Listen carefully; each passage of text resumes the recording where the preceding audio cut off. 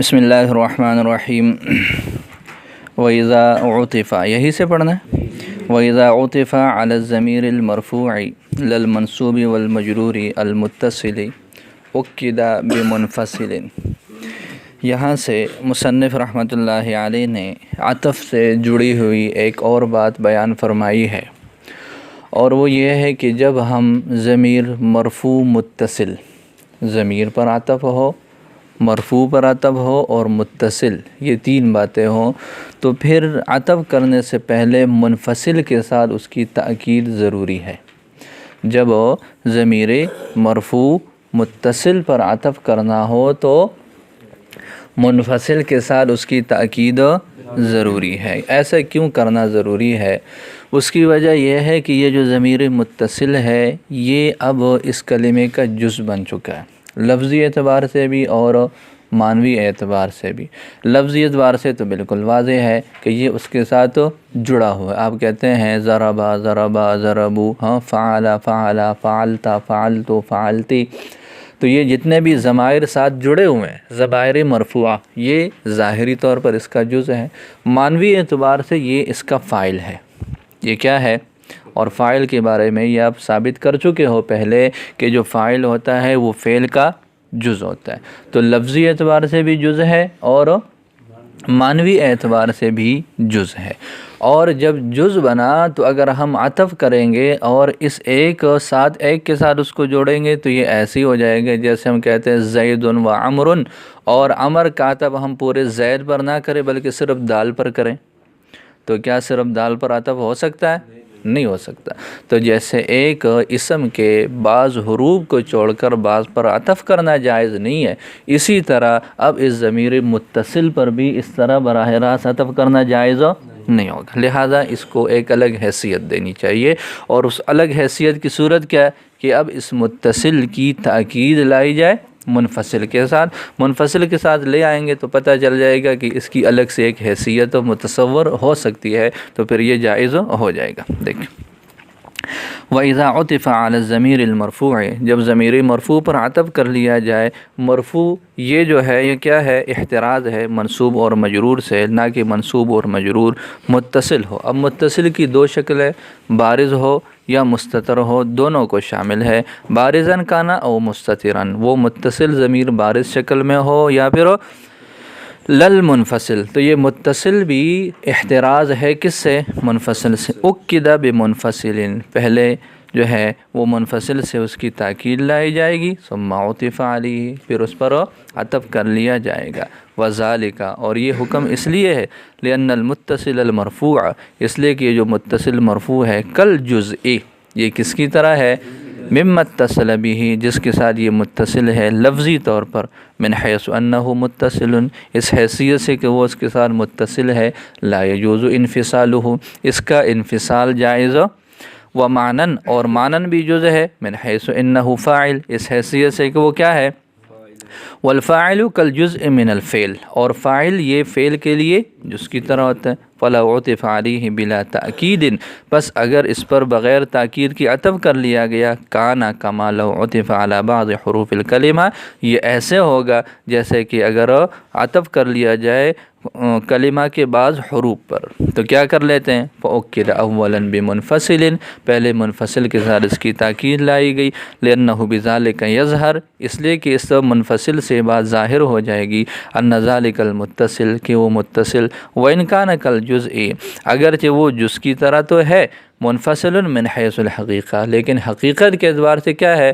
وہ منفصل ہے، بدلیل جواز افرادی، اس کو الگ کرنے کے جواز کی دلیل کی وجہ سے، مما اتصل به بتأکیدہ، جس کے ساتھ وہ متصل ہے اس کی تأکید کے ساتھ۔ جب اس کو ہم منفصل شکل میں ذکر کر دیں تو گویا کہ ہم نے اس متصل چیز سے اس کو الگ کر لیا، لہذا یہ الگ صورت میں اس کا آنا یہ اس بات کی دلیل ہے کہ کیا ہے؟ یہ حقیقت میں اس کا کوئی جزو نہیں ہے۔ تو فرماتے ہیں کہ فَيَحْصُلُ لَهُ نَوْعُ اسْتِقْلَالٍ، اس کو ایک طرح کا استقلال حاصل ہو جائے گا، اس کو ایک طرح کا، جی، ولا يجوز ان يكون العطف على هذا التأکید۔ اب آگے مصنف رحمۃ اللہ علیہ فرماتے ہیں کہ یہ جو عطف ہوگا، جو معطوف اور معطوف علیہ ہوں گے، وہ وہی ضمیر متصل ہوگی۔ آپ کہتے ہیں ضربت انا و زید، تو یہ زید کا عطف ضربت کی تائے مضمومہ پر ہوگا، انا ضمیر پر نہیں ہوگا۔ ایسے ہم نہیں کر سکتے کہ ہم یوں کہتے ضربتو کے بعد انا ہے، انا معطوف علیہ و حرف عطف اور زید معطوف، ایسے کرنا جائز نہیں ہے۔ وجہ کیا ہے؟ وجہ یہ ہے کہ یہ آپ لوگوں نے اب یوں کہتے ضربتو انا، انا کے بارے میں آپ لوگوں نے پڑھ لیا کہ یہ مستقل بالذات کوئی چیز نہیں ہے، یہ محض تأکید کے لیے، فاصلہ پیدا کرنے کے لیے اس کو لایا گیا، ایسے ہی ہے۔ اب اگر اور معطوف علیہ کا حکم ایک جیسا ہوتا ہے، ابھی آپ پڑھ لیں گے انشاءاللہ آگے، تو جب معطوف اور معطوف علیہ کا حکم ایک جیسا ہوا تو جب ہم زید کو انا کے ساتھ جوڑیں گے تو انا تو تاکید ہے، تو اس سے یہ بات ثابت آئے گی کہ یہ جو زید ہے یہ بھی محض تاکید کی حیثیت سے ہے، اپنی ذات کے اعتبار سے اس کی کوئی حیثیت حالانکہ ایسے تو ہے نہیں، بلکہ منفصل جو ضربت انا و زیدن ہے، یہ جو زید ہے یہ مستقل حیثیت سے ہے، یہ تاکید کے لیے نہیں ہے۔ تو فرماتے ہیں کہ ولا يجوز ان يكون العطف على هذا التأکید، اس تأکید پر عطف کرنا جائز، لأن المعطوف فی حکم المعطوف علیہ، اس لیے کہ معطوف علیہ کے فکان یلزم، تو بس یہ بات لازم آ جائے گی ان یکون ھذا المعطوف ایضا تأکیدا، کہ یہ معطوف بھی تأکید ہے، وہو باطل، اور یہ کیا ہے؟ لہٰذا آگے مصنف رحمۃ اللہ علیہ نے فرمایا کہ جی اگر وہ ضمیر متصل نہیں ہے بلکہ کیا ہے؟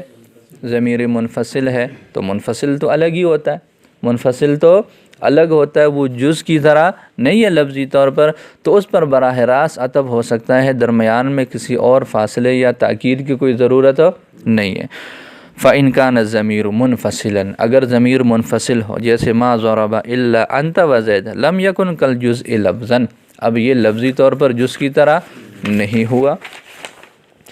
وَكَذَا إِنْ كَانَ مُتَّصِلًا مَنْصُوبًا، اسی طرح یہی حکم ہے اگر وہ متصل تو ہے لیکن وہ مرفوع نہیں ہے بلکہ کیا ہے؟ منصوب ہے، جیسے ضربتک وزیدا لم یکن کالجزء معنی، یہ معنوی اعتبار سے جز نہیں، اس لیے کہ یہ تو مفعول ہے، اور مفعول یہ فعل کا جو ہے وہ بنیادی جز نہیں ہے۔ فلا حاجۃ فیہما الی التأکید بمنفصل، لہذا منفصل کے ساتھ ان کی تاکید لانے کی کوئی ضرورت نہیں ہے۔ اب آگے مثال دی ہے، جیسے ضربت انا و زید، یہ بارش کی مثال ہے، اور زید ضرب ہوا و غلامہ، یہ جو ہے ہوا، یہ ضربہ کے اندر جو ضمیر متصل مستتر ہے اس کی مثال ہے کہ جی یہ اتصال، اور اتصال کی دو صورتیں ہیں، مستتر اور بارش، دونوں کی مثالیں آ گئیں۔ آگے مصنف رحمۃ اللہ علیہ فرماتے ہیں کہ اگر بالفرض ایسے ہو جائے کہ درمیان میں فصل واقع ہو جائے، درمیان میں فصل واقع ہو جائے، تو پھر بھی جب فصل آ جائے تو پھر براہ راست عطف کرنا جائز ہے بغیر تاکید کے، جواز والی بات ہے، تاکید لا بھی سکتے ہیں اور نہ لانا بھی جائز ہے۔ تو فرماتے ہیں الا ان یقع فصل، مگر یہ کہ فصل واقع ہو جائے، فصل کس کے درمیان؟ یعنی ضمیر مرفوع متصل کے درمیان، وبین ما عطف علیہ، اور اس چیز کے درمیان جس کا اس پر عطف ہو رہا ہے، فیجوز ترکہ، تو پھر اس کو یعنی تاکید کو ترک کرنا جائز ہے۔ وجہ کیا ہے؟ وجہ یہ ہے کہ درمیان میں فاصلہ بھی آ گیا، پھر اس کی تاکید لائیں گے، پھر عطف کریں گے، تو اس طرح تو بات بڑی طویل ہو جائے گی، تو اس طوالت سے بچنے کے لیے یہ جائز قرار دیا گیا کہ چلو کیا کریں، اس فاصلے کو جو ہے سامنے رکھ کر ہم تاکید کو ترک کر دیتے ہیں۔ فرماتے ہیں کہ ترک التأکیدی، تاکید کو ترک کرنا جائز ہے، لأنہ قد طال الکلام بوجود الفصل، اس لیے کہ بات لمبی ہو گئی، کلام لمبی ہو گئی، بوجود الفصل، فصل کے وجود کی وجہ سے، فحسن الاختصار بترک التأکید، لہذا اختصار کرنا، تاکید کو ترک کر لینے کے ساتھ یہ کیا ہے؟ اچھا ہے۔ اب یہ جو فاصلہ لانے والی چیز ہے اس کی دو شکلیں ہیں، یا تو عطف سے پہلے فاصلہ ہوگا یا پھر حرف عطف کے بعد، دونوں ہی صورتیں ٹھیک ہیں۔ سواء کان الفصل قبل حرف العطف، برابر ہے کہ وہ فصل کہاں پر ہو، حرف عطف سے پہلے ہو، جیسے ضربت اليوم وزید، اب واو سے پہلے الیوم کا لفظ آ گیا، او بعدہ، یا پھر حرف عطف کے بعد ہو، جیسے اللہ تعالیٰ کا فرمان ہے ما اشرکنا ولا آباؤنا، यहाँ پر آباؤنا کا عطف نون الف نا ضمیر پر ہے، درمیان میں کیا آ گیا؟ لا کا فاصلہ آ گیا، اور لا کہاں پر ہے؟ حرف عطف کے بعد ہے، تو یہ دونوں ہی ٹھیک ہیں۔ فرماتے ہیں کہ او بعدہ، یا پھر اس کے بعد ہو، جیسے ما اشرکنا ولا آباؤنا فإن المعطوف هو آباؤنا، اس لیے کہ معطوف وہ آباؤنا ہے، اور لا زائدہ ہے، حرف عطف کے بعد ہے، لتأکید النفی، نفی کی تاکید کے لیے۔ باقی اب لوگوں نے دیکھ لیا کہ آپ لوگوں نے پڑھ لیا کہ جی اگر فاصلہ ہو تو عطف کرنا، ترک کرنا جائز ہے۔ جائز کا مطلب کیا ہوتا ہے؟ جائز کا مطلب یہ ہے کہ جی کبھی ایسے بھی ہو جاتا ہے کہ فاصلہ بھی ہے اور درمیان میں پھر تاکید بھی آ گئی، یہ دونوں طرح سے پھر استعمال ہو جائے گا۔ وَإِنَّمَا قَالَ يَجُوزُ تَرْكُهُ، یہ جواز کا کہا، یہ نہیں کہا کہ ترک کرنا واجب ہے، بلکہ کیا کہا؟ ترک کرنا جائز ہے۔ فَإِنَّهُ قَدْ يُؤَكَّدُ بِالْمُنْفَصِلِ مَعَ الْفَصْلِ، اس لیے کہ کبھی اس کی تاکید لائی جاتی ہے منفصل کے ساتھ فاصلے کے باوجود، جیسے اللہ تعالیٰ کا فرمان ہے فَكُبْكِبُوا فِيهَا ہم والغاوون۔ اب دیکھیں کبکبو میں جو واو ضمیر ہے اس پر عطف ہو رہا ہے الغاوون کا، درمیان میں فیہا آ گیا، درمیان میں فیہا آ گیا، پھر اس فیہا کے آنے کے باوجود یہاں پر کیا ہے؟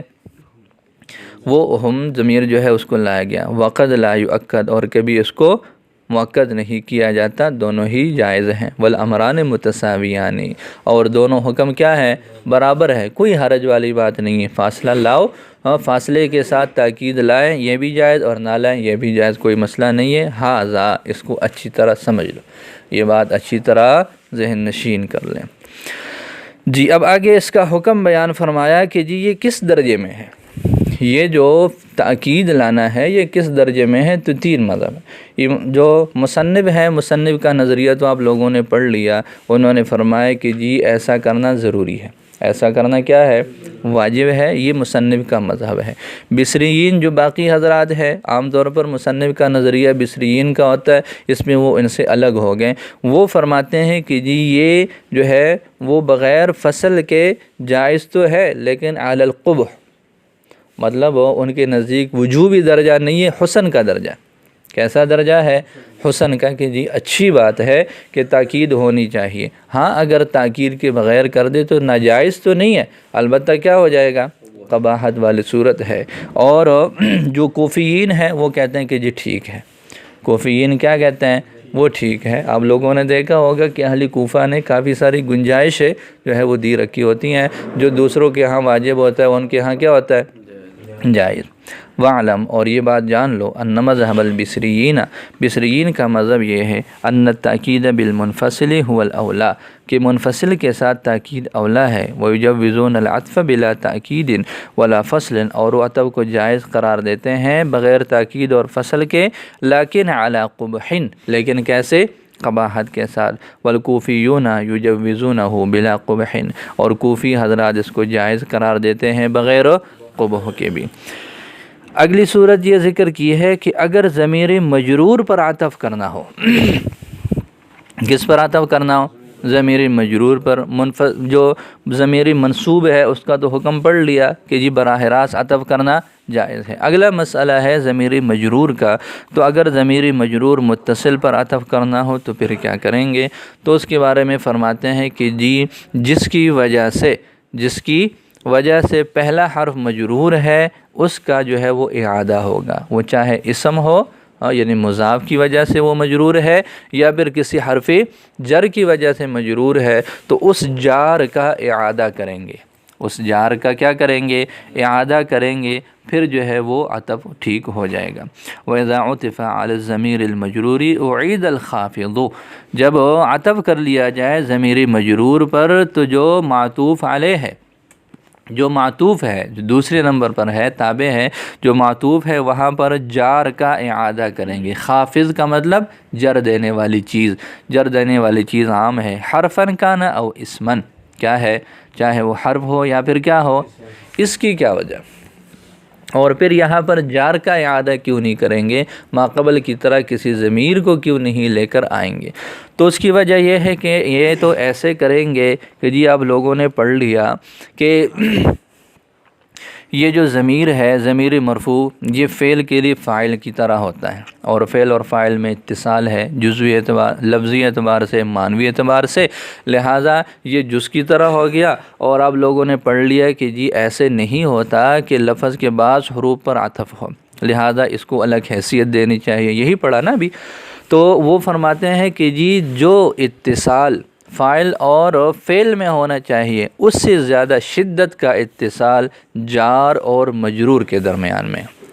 فعل اور فاعل میں اتصال ہے نا، لفظاً بھی معناً بھی، ٹھیک ہے، لیکن فرماتے ہیں کہ اس اتصال سے زیادہ شدید اتصال وہ ہے جو جار اور مجرور کے درمیان۔ وہ کیسے؟ آپ لوگ پڑھتے ہیں کہ جی فعل اور فاعل ہے، درمیان میں فاصلہ بھی آ جاتا ہے، مفعول کا فاصلہ آ جاتا ہے، ضرب کا فاصلہ آ جاتا ہے، اور کسی چیز کا فاصلہ آ جاتا ہے۔ تو ہمیشہ ایسے نہیں ہوتا کہ فعل اور فاعل ایک دوسرے کے ساتھ کیا ہو، متصل ہو، لیکن ایسا کبھی بھی نہیں ہوا کہ جار اور مجرور کے درمیان جدائی کبھی آئی ہو۔ کبھی ایسا دیکھا کہ حرف جر آ جائے اور پھر درمیان میں کوئی اور چیز آ جائے اور پھر مجرور آ جائے، یا مضاف آ جائے اور پھر کوئی فاصلہ ہو کسی چیز کا اور پھر مضاف الیہ آ جائے؟ تو مطلب اتصال تو دونوں میں ہے، لیکن جو اتصال جار اور مجرور میں ہے وہ اشد ہے بنسبت اس اتصال کے جو۔ تو جب فعل اور فاعل کی جو ہے یہ صورتحال ہے اور اس پر عطف کرنا ہو تو فاصلہ لانا ضروری ہے یا تاکید لانا ضروری ہے، تو جب کسی ضمیری مجرور پر عطف کرنا ہو تو پھر تو بدرجہ اولا کوئی ایسی چیز ہونی چاہیے، تو اس وجہ سے اس میں اتصال زیادہ ہے۔ تو اس طرح کا معاملہ تو ہونا ضروری ہے کہ تاکید ہو یا کوئی اس طرح کی بات ہو۔ اب تاکید کس کے ذریعے سے لے کر آئیں گے؟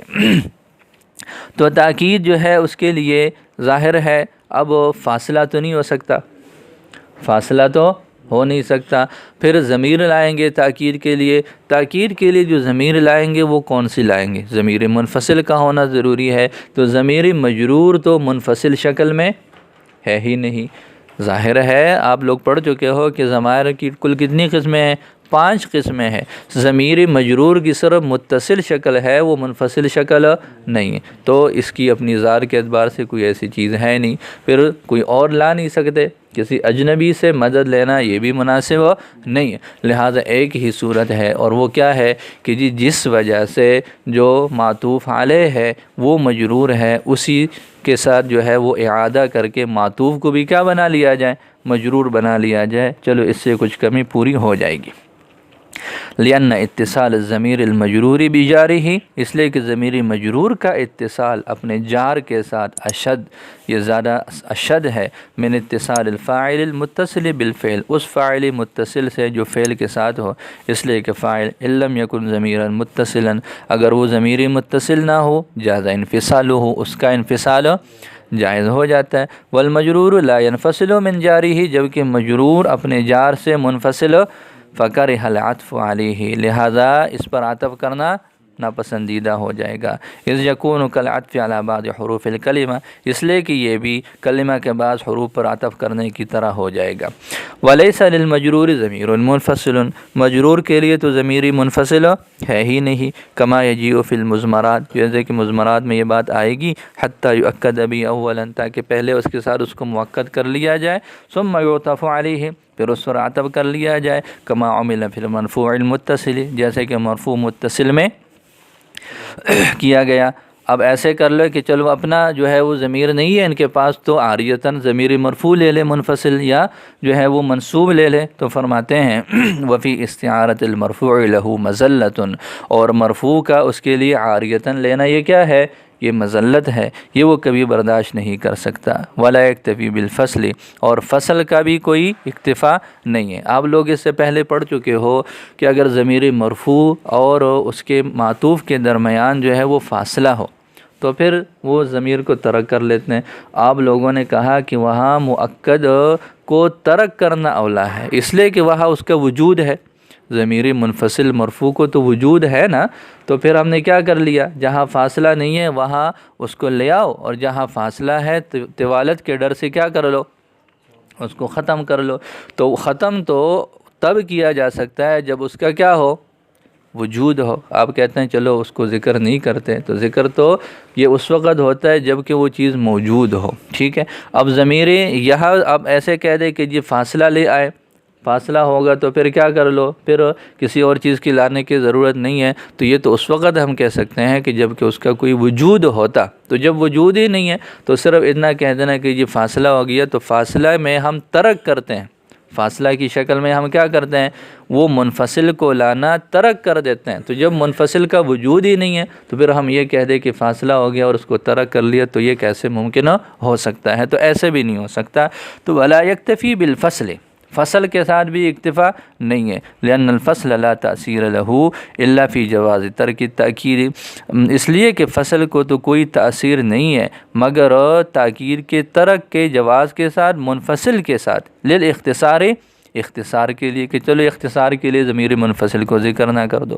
فحیث لا یمکن التاکید بالمنفصل لعدمہ، تو جہاں پر تاکید بالمنفصل ممکن ہی نہیں ہے اس کے نہ ہونے کی وجہ سے، لا یتصور له اثر، تو اس کا اثر ہی متصور نہیں ہو سکتا. فکیف یکتفی بہ، تو اس پر اکتفا کیسے کیا جا سکتا ہے؟ سمجھ آ رہی ہے؟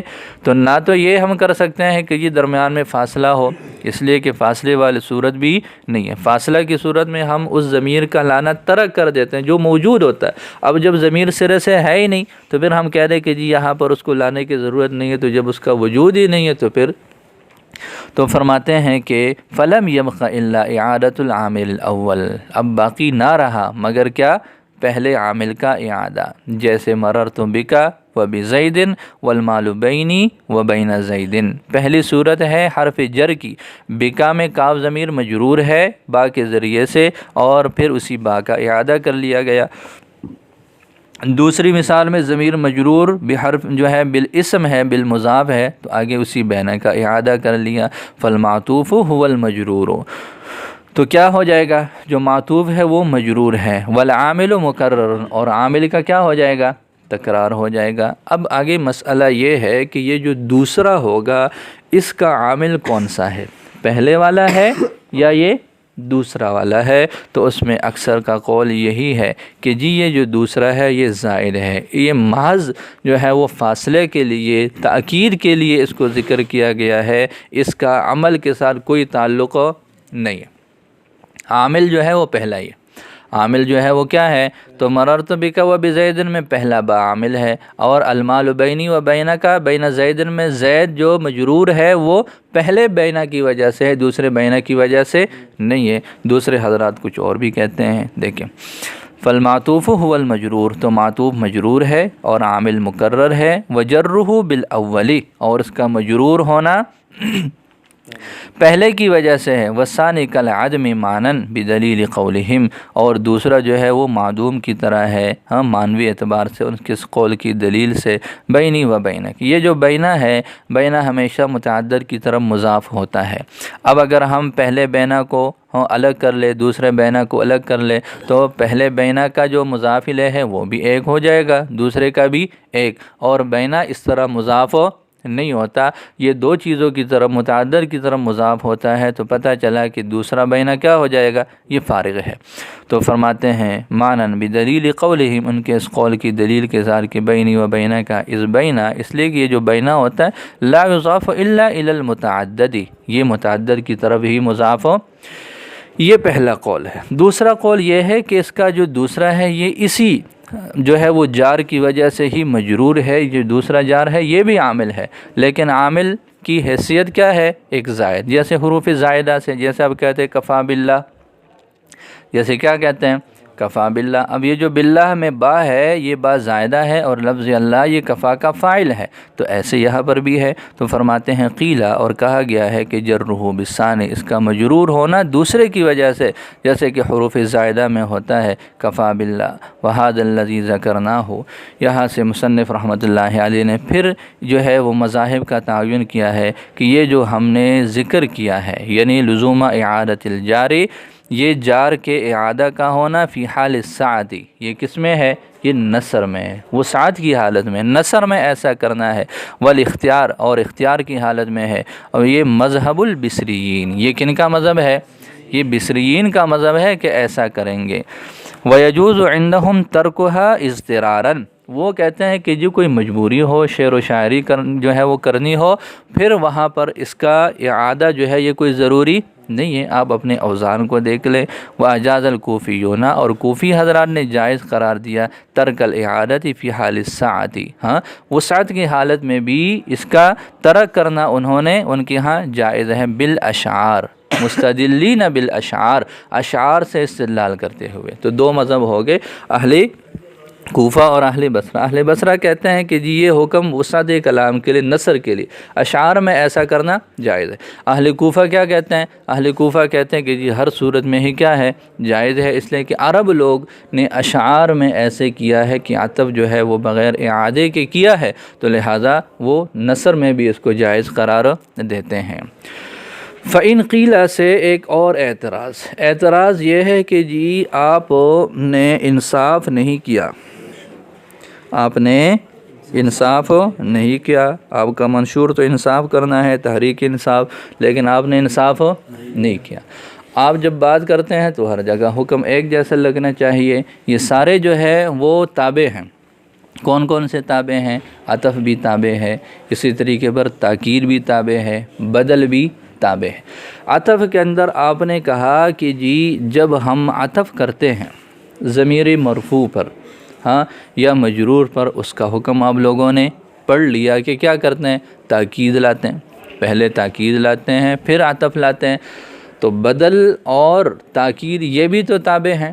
جب ہم نے ضمیر مرفوع کے لیے بدل لانا ہو یا اس کی تاکید لانی ہو تو وہاں پر بھی کیا ہونا چاہیے، فاصلہ ہونا چاہیے، منفصل کے ساتھ تاکید ہونی چاہیے۔ ضمیر مجرور میں جار کا اعادہ ہونا چاہیے، اس لیے کہ تینوں بدل ہیں، تو جب تینوں تابع ہیں تو تابع تو پھر تابع ہیں، ایک جیسے ہونے چاہیے، سب کا حکم ایک جیسا ہونا چاہیے۔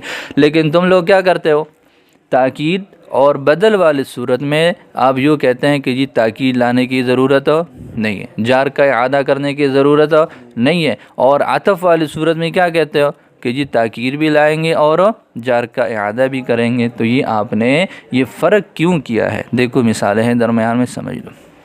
فَإِنْ قِيلَ، پس اگر کہا گیا، کیف جاز تاکید المرفوع المتصل، کہ جی مرفوع متصل کی تاکید پھر کیسے جائز ہوگی؟ جاؤنی کلہم میں، اب دیکھو جاؤنی میں کلہم تاکید ہے واو کے لیے، فاعل کے لیے تاکید ہے بغیر کسی فصل کے اور بغیر تاکید ہے۔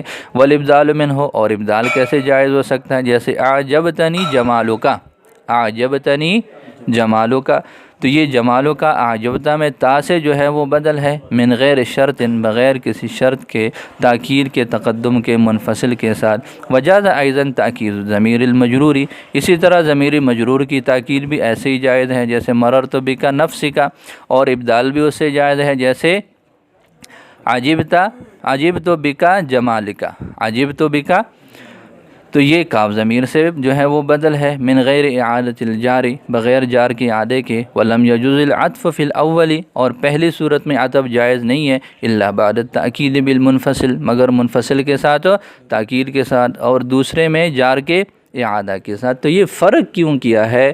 دونوں میں برابری ہونی چاہیے۔ اس کا جواب یہ دیتے ہیں کہ جی ان تینوں میں فرق ہے۔ وہ فرق کیا ہے؟ وہ فرق یہ ہے کہ آپ لوگ پڑھ چکے ہو کہ معطوف اور معطوف علیہ ایک دوسرے کے مغایر ہوتے ہیں۔ معطوف الگ چیز ہے اور معطوف علیہ، اور یہ جو تاکید ہے تو تاکید تو بعینی ہی مؤکد کی صورت ہوتی ہے، یہ عین اول ہے۔ جو بدل ہے، بدل میں آپ لوگ پڑھ چکے ہو کہ یا تو بدل الکل ہوگا یا بدل البعض ہے۔ اگر بدل الکل ہے تو وہ عین اول ہے، بدل البعض ہے تو وہ جزء اول ہے، تو لہٰذا اس میں عینیت ہے، اس میں کیا ہے؟ عینیت ہے۔ تو معطوف اور معطوف علیہ ایک دوسرے کا غیر ہیں، اور تاکید اور بدل یہ ماقبل کے ساتھ جڑی ہوئی چیزیں ہیں، ان سے کوئی اجنبی نہیں ہے۔ تو گویا کہ یہ تو ایک ہی چیز ہو گئی، اور درمیان میں جو فاصلہ ہے وہ فاصلہ کہاں پر ہوتا ہے؟ جہاں پر غیریت ہو۔ اس وجہ سے ان کے درمیان غیریت نہیں ہے تو پھر اجنبیت نہیں ہے، تو پھر اس درمیان میں فاصلہ لانے، تاکید لانے کی بھی کوئی ضرورت ہو۔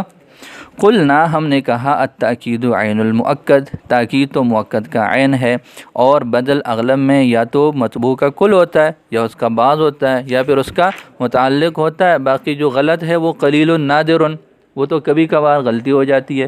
فہما لیسا باجنبیین، تو لہذا یہ اجنبی نہیں ہے اپنے مطبوع کے لیے، ولا منفصلین عنہ، نہ ہی ان سے کوئی الگ ہے، اور درمیان میں پھر عطف بھی نہیں ہے، درمیان میں حروف عاطفہ بھی نہیں ہے، لعدم تخلل فاصل کے نہ ہونے کی وجہ سے ان دونوں کے درمیان اور مطبوع کے درمیان میں، فلا حاجت فی ربطہما الی مطبوعاتہما الی تحصیل مناسبت زائرۃ، لہذا ان کو اپنے مطبوع کے ساتھ جوڑنے کے لیے کوئی ضرورت نہیں ہے کسی مناسب، کسی زائد مناسبت کو حاصل کرنے کے لیے، بخلاف عطف کے، فإن المعطوف، اس لیے کہ معطوف وہ معطوف علیہ کا مغایر ہوتا ہے، ويتخلل بینہما العاطف، دونوں کے درمیان عاطف واقع ہوتا ہے، فلا بد فیہ من تحصیل مناسبت، لہذا وہاں مناسبت کی تحصیل کا ہونا ضروری ہے، دونوں کے درمیان میں متصل کی منفصل کے ساتھ تأکید کے ساتھ مرفوع میں، وبإعادة الجار فی المجرور، اور جار میں مجرور کا جو ہے وہ جار کے اعادہ کے ساتھ مجرور میں، لیخرج المتصل المرفوع عن صرافۃ الاتصال، تاکہ یہ متصل مرفوع محض اتصال سے نکل جائے، ویناسب المعطوف علیہ، اور معطوف علیہ کے مناسب ہو جائے منفصل کے ساتھ تاکید لانے کی وجہ سے، وقوی مناسبت المجروری، اور مجرور کی مناسبت قوی ہو جائے اس کے ساتھ جار کے ملانے کی وجہ سے، جیسا کہ معطوف علیہ میں ہوتا ہے۔